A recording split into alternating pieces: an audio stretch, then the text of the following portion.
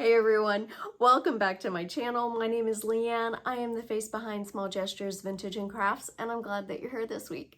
I am back for another video this week. I'm kind of just embracing all of the fall feels, playing with a little bit of IOD and some sweet Pickens milk paint.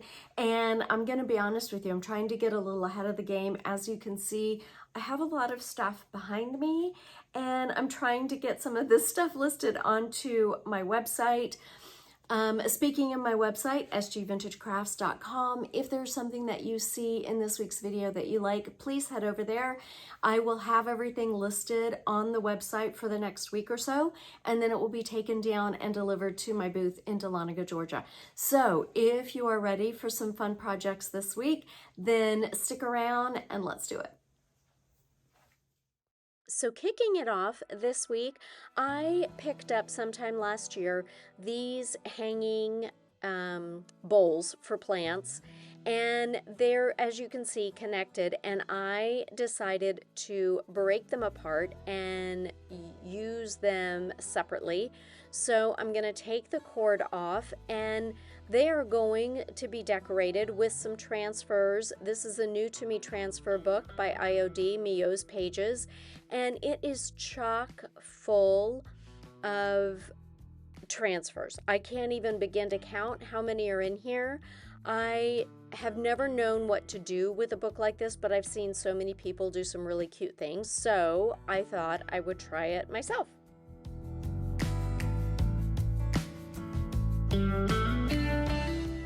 Because of the curved surface of this bowl, I knew that I wouldn't be able to apply them as is, so I'm deciding to start off with the butterflies and the moths, and I am just cutting apart the section that I want to use and then cutting each one out individually.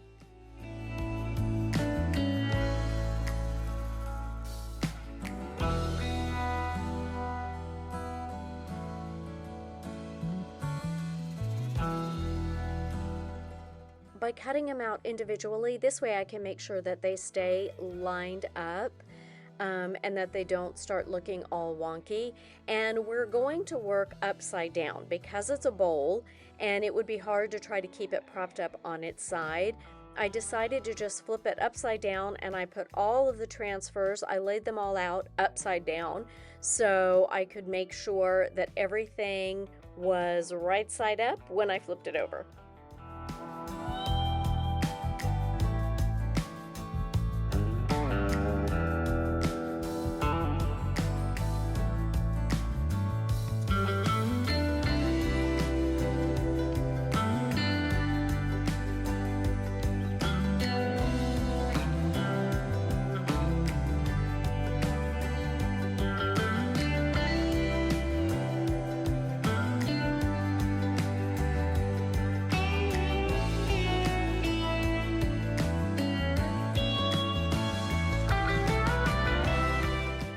So I started off with the larger transfers and just kind of spaced them out around the bowl, and then just moved in with the smaller ones to kind of fill in spaces.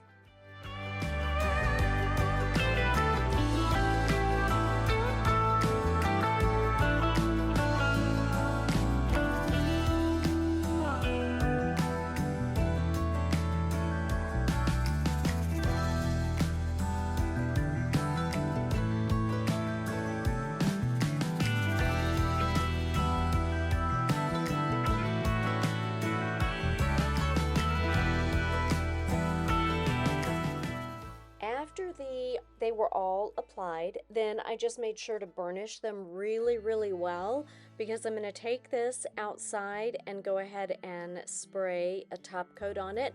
So I just want to make sure everything is adhered really well. And then once that was done, I moved on to the mushrooms, completed the same process. This was a little more tedious because the pieces were smaller, but I did the same thing, started off with the larger mushrooms and then just kind of placed them how I saw fit. My IOD and DIY supplies I get from Heather at Create Your Own Cozy. In the description box, I will have a link to her website. It is an affiliate link. If you do not already have a stockist that you purchase these things from, if you would like to reach out to Heather and buy them from her through the affiliate link, she gives me a small thank you. It's just a way to support both of our small businesses, and we're so very appreciative. Both of the bowls got sprayed with a top coat of Rust-Oleum 2X. The butterflies got sprayed with a satin, and it ended up being a little more matte than I thought it would be. So these mushrooms got sprayed with a gloss finish, both obviously clear. And then I sprayed them because I didn't want brush strokes to show.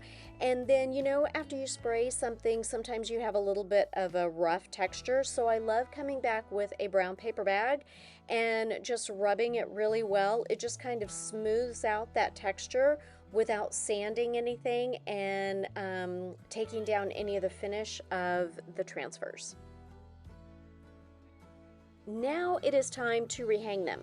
So for the butterflies, I'm using the cording that came with these bowls, and for these mushrooms I decided to use some twine that I had. So I'm just kind of playing around, figuring out how exactly I wanted to hang them. I wanted something a little different than what I used on the other bowl, which is just tying a knot. So I'm just scorching. Little disclaimer here, if you do this, please be very, very careful when you are using fire in your space. But I did that just to keep them from unraveling, and then I have just these little wooden rings that I'm going to use to hang them. So I'm just tying everything together, and we are going to wrap the ends of these strings up just like I do when I make like a tassel. So I'm just adjusting the length a little bit, making sure everything looks even. When I hold the bowl up, it hangs evenly. And then I'm just cutting another length of twine and laying it on top of the ends there with a loop at the bottom, and then I'm just wrapping it around really, really tight. You can see that piece is sticking out at the top and the loop at the bottom, and I'm just wrapping really tight over all of that. And then when I reach, I want to cover up all of those cut bits right there. So I keep wrapping down past that, and then when I get to the very end, I take this little piece and I tuck it through the loop and tighten it, and then pull the excess part that is at the very top. And what that does is that pulls the loop up through the bottom of the wrapped part, so it hides all of that for the most part, and you don't have a lot of ugly bits sticking out.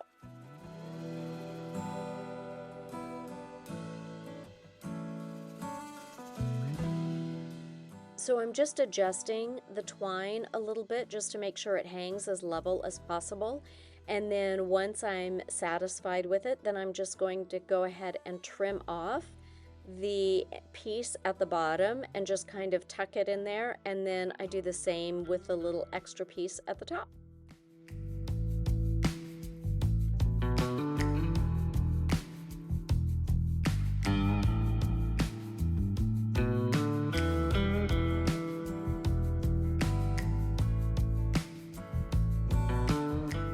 And as a reminder, this is what they started out with when I picked them up as an Amazon return, and then this is what I did with them.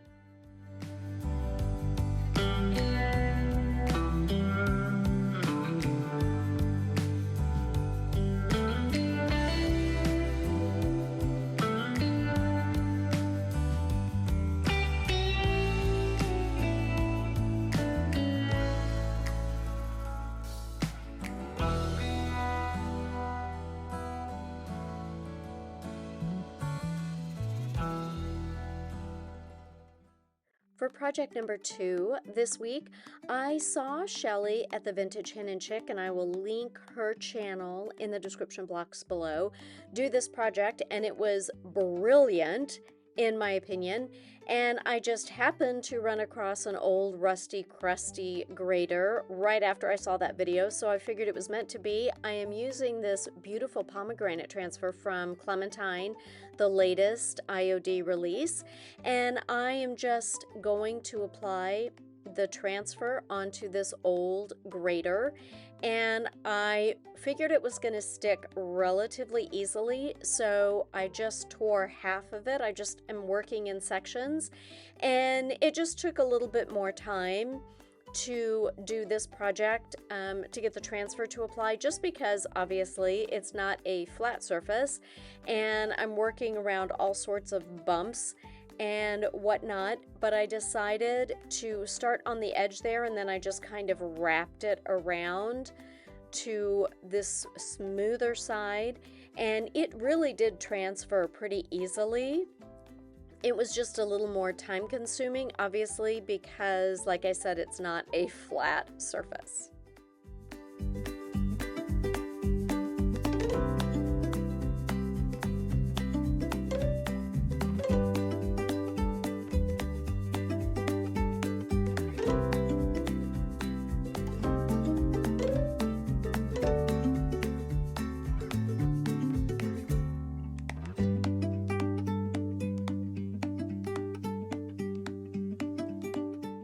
When I started working on this side where the little tiny holes are on the grater, I found myself just, you know how the holes are like in a line? So I found myself just like working on the diagonal and using my thumbnail and the edge of the transfer stick that comes with the transfers, and just started working on the diagonal, going both ways, just to get this transfer down really well in between all of those little holes.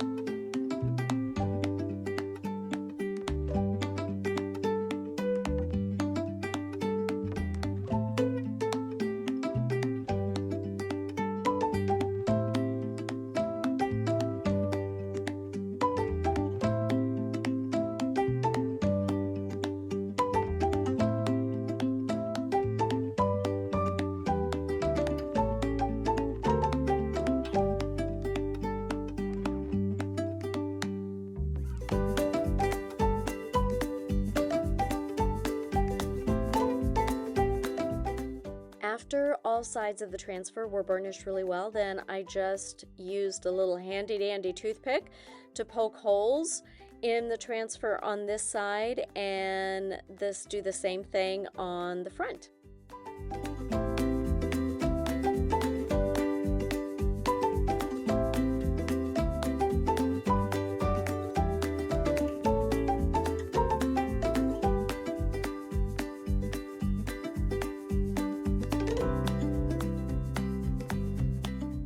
As a reminder, here's the simple little rusty crusty grater that I started out with and the end project.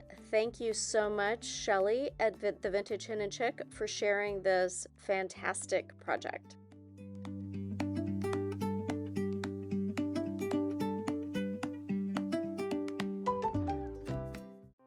For my third project, I picked up this little step stool plant stand at an estate sale, this little handmade, hand-painted stool, and I wanted to give it a makeover. It had been broken, and when it was glued back, it wasn't lined up properly, I guess, so there were ridges on both sides where it was kind of offset. So I thought I was going to try to re-break it at that point, but instead I broke it at another point. What are you gonna do?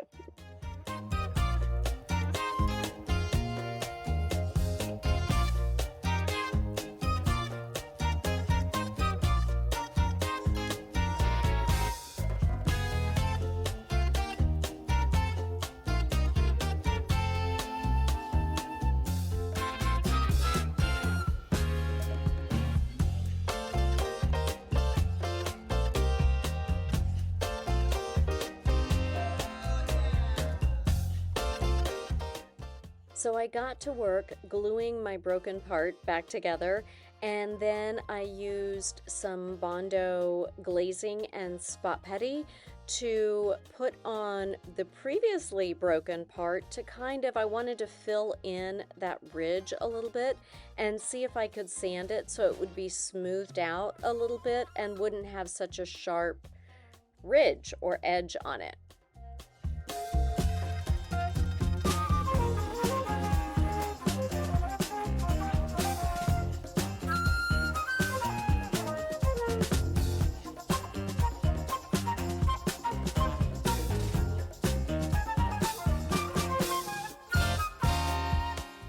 So after my broken piece was glued back together, then I glued both of these pieces back and secured them with some clamps so the glue would set up for a little bit.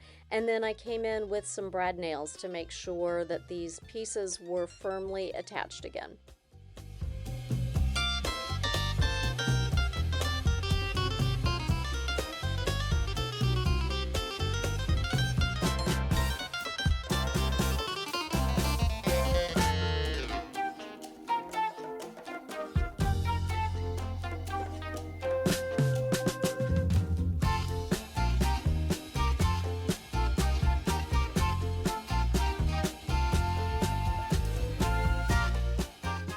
Okay, the glue is dried, the Bondo is sanded, and the shellac has been applied. So now it's finally time to paint this little guy. And I am using Skeleton Key by DIY. I love this color. It's a blue.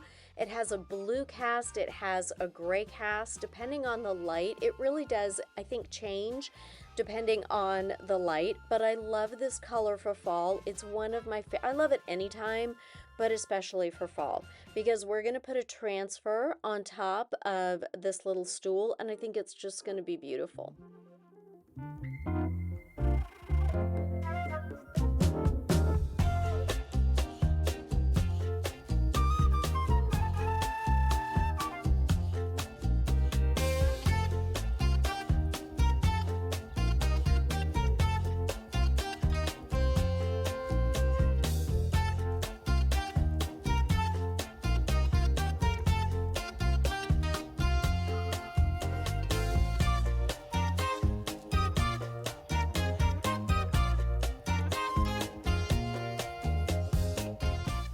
Okay, so 2 coats of Skeleton Key is what it took to cover this little stool. I took it outside and I hand sanded it gently because I didn't want to take too much of the paint off, but I wanted to smooth it out a little bit. So it's been all cleaned up, and now we are coming in with this transfer section from Joie de Roses. I think the color is going to be beautiful on Skeleton Key, so I'm just trying to decide the placement and if I want this transfer to wrap around or if I want it to stop at the edges.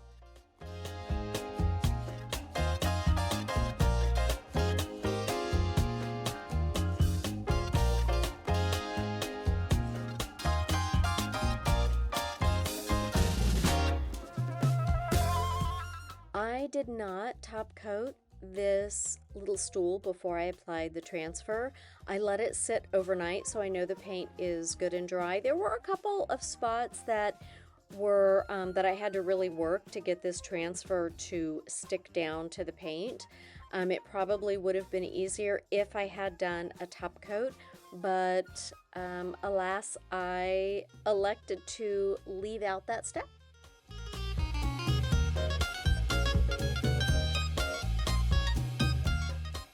I love it when this happens, when I think Zeb and Jamie Ray call it riding the wave.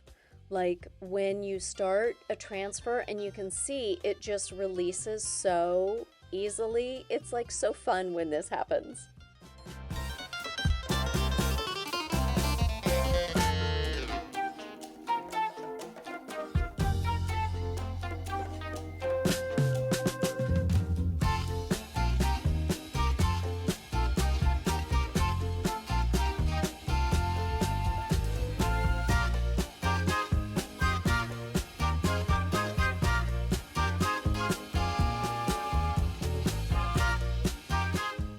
So this gorgeous transfer is completely applied. Look at that. Oh, so pretty. So I burnished it really well, and then I just came in with some DIY clear wax, and I always like to scoop out wax and work off of the top of the lid, and you'll see it becomes quite darker here. So when this wax dries, it will be somewhere in between the paint color and the color that it is when the wax is still wet.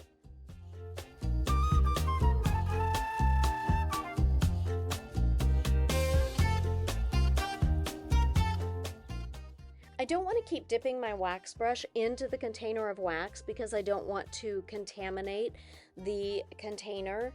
I want to keep it clean, so that's why I always like to scoop it out. And this is why, like, if you look at the brushes, you can see it's got a faint blue tint to it, the tip of the bristles. That's from the paint. As I'm applying the wax, some of the paint is coming off, and I'm glad I used the wax separately because I know that color is not getting into the wax container and contaminating it. So I've wiped it down with the clear wax, and now I'm just coming in with a little bit of DIY dark wax around the edges, and I also went around the sides and the bottom as well, and then I'm just buffing it in. And as a reminder, this is what it started out with, and then the end result. I think this would be so pretty as a plant stand or in a bathroom or the corner of a bedroom or something with a basket on it. What do you think? What would you use something like this for?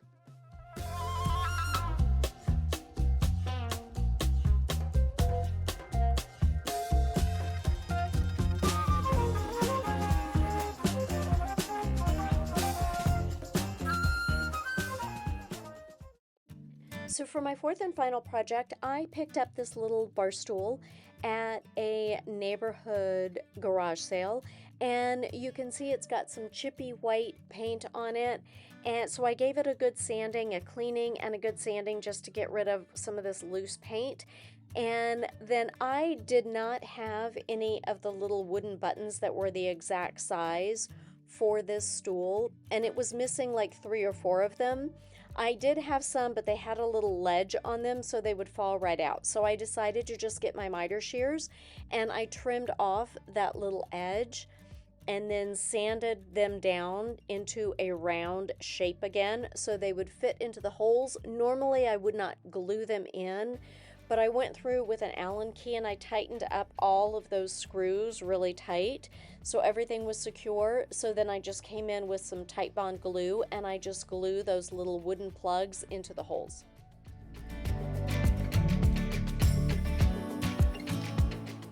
For paint, we are using a new to me color, and this is Ocean Sweet Pickens Milk Paint, and it is a 1-to-1 ratio of powder, paint, and water. And I use 2 different scoops. I like to apply some warm water into a container and then use another scoop to scoop out the paint. And I really like to use my immersion blender. It blends the paint up really, really well. I mix it for a minute or so and then let it sit for about 10 minutes to thicken up. When it does thicken up, it gets kind of frothy at the top, so I always go in with like a paint stirrer and I just stir everything to incorporate all of that froth first before I start painting.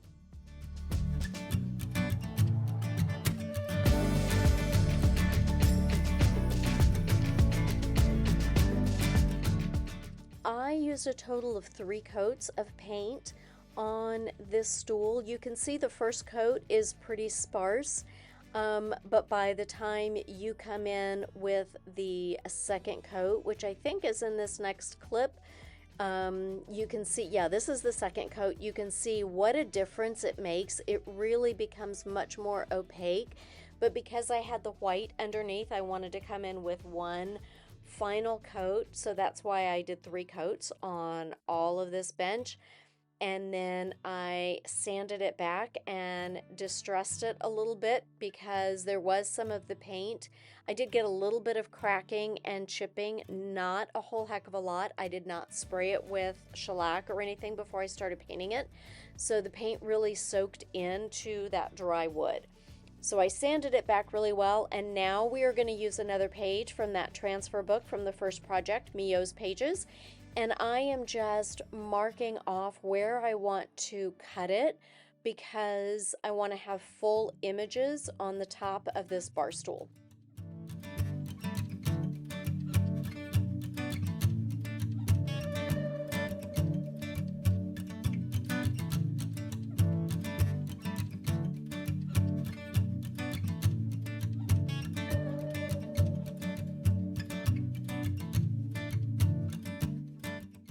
So I started applying the transfer, and then I realized that I didn't want to have all of these little eggs all grouped together the way that they were.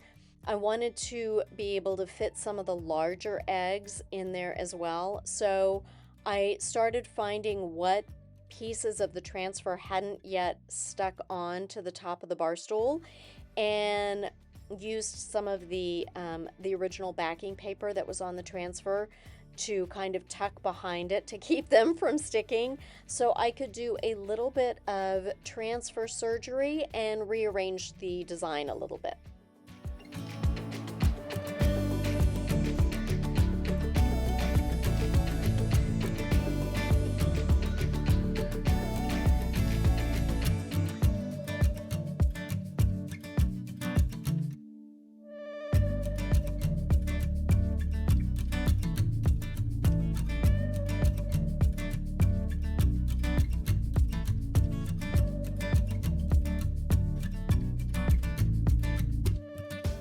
After I was done with the top with the transfers, then I came in with 2 coats of DIY's Big Top on the seat and on the edge there, and then the base of the bar stool got a treatment of Sweet Pickens dark oil wax.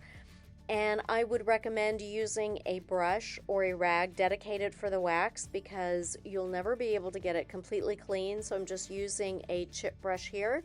And then you just apply the dark wax, let it sit for about 10 minutes, and then wipe it off. On my website, sgvintagecrafts.com, I have Sweet Pickens paint as well as this dark oil wax that I'm using. I love using this with the milk paint because it really just, it protects the paint and seals it in, and it just really enriches the color, and I just love the end product when I use this wax.